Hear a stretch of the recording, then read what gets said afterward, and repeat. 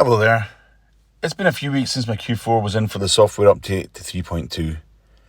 And last week I noticed something slightly weird, which was my commute had gone up to 5.4 miles per kilowatt hour.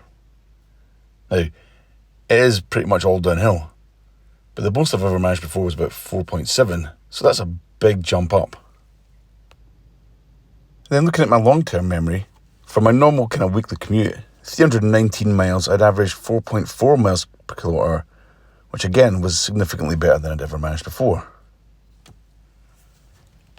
And the weather had been a bit warmer, but other than that, nothing had changed. And I'd had weather like that previously. 4.4 miles per kilowatt hour would give a range of about 338 miles, assuming you could use all 77 kilowatt hours in the battery. But looking at the predicted range for 100% then, it says 306 miles, even though long term's 4.4 miles per kilowatt hour and the most recent journey had been 5.4. The numbers don't seem to add up anymore. To try and make sense of this, I decided to do my little economy run up to Perth and back. So I whacked up the app, looked for Ionity in Perth, and do my little motorway jaunt up and down, see what the numbers show. Only this time I can send Ionity to the car from the app. As you'd expect, after a couple of weeks of glorious weather, it's raining today. Anyway, get in the car, flick up the MMI, pick up the destination, which goes straight into the sat nav.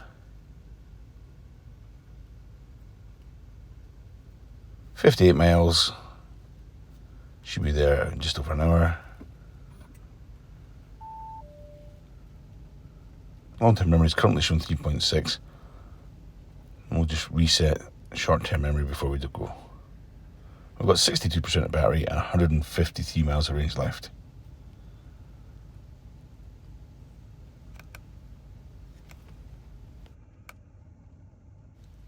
For a bit of consistency, I've set the temperature to 16 on both sides and switched the air conditioning off to try and match up with what I had before. And we're just using cruise control as far as possible to keep speeds consistent with what we did the last couple of times we've done this run.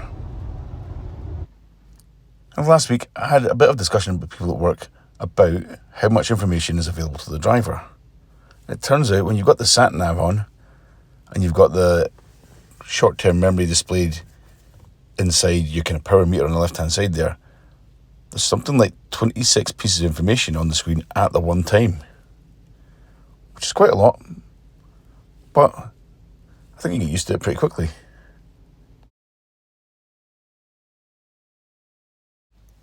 Arriving at Ionity in Perth then, there was already a Q4 sitting on the charge, nice 50. But we didn't need a charge, so it was just a quick stop here, and then back on the road again. Our figures for the journey up then, 3.6 miles per kilowatt at 54 miles an hour, with 38% battery and 93 miles of range remaining. So instead of using the app this time, I'm just going to use the sat nav, search for Pennycook. I'm just going to handwrite it in my messy handwriting. Oops. Close enough. Close enough that I can still read it. Let's take us to anywhere in Pennycook, that'll do. The route is being calculated. It's saying 12:16 for arriving back and 56 miles. So let's go and reset things. We're still on 3.6 miles per kilowatt on the long term.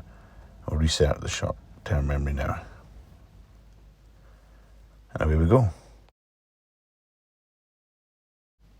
I did double check on the way back, and it suggested we arrive back in Pennycook with 9% of range left, which isn't a lot, but it's enough to keep me going for the moment.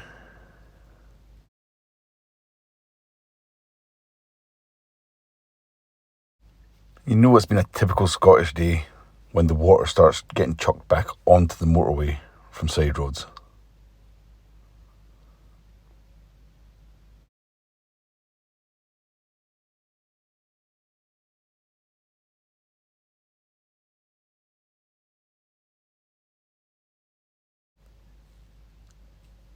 And did see another Q4 en route.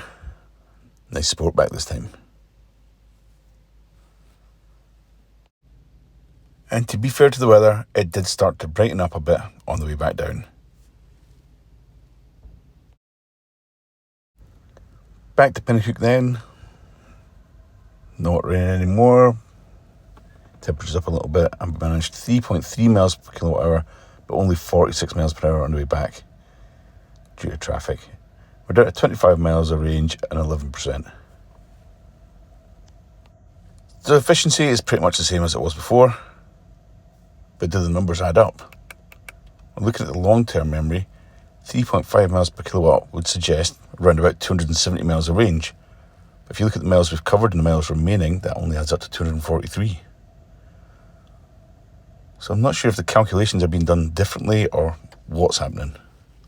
What does this all tell us? Well, again, not a huge amount.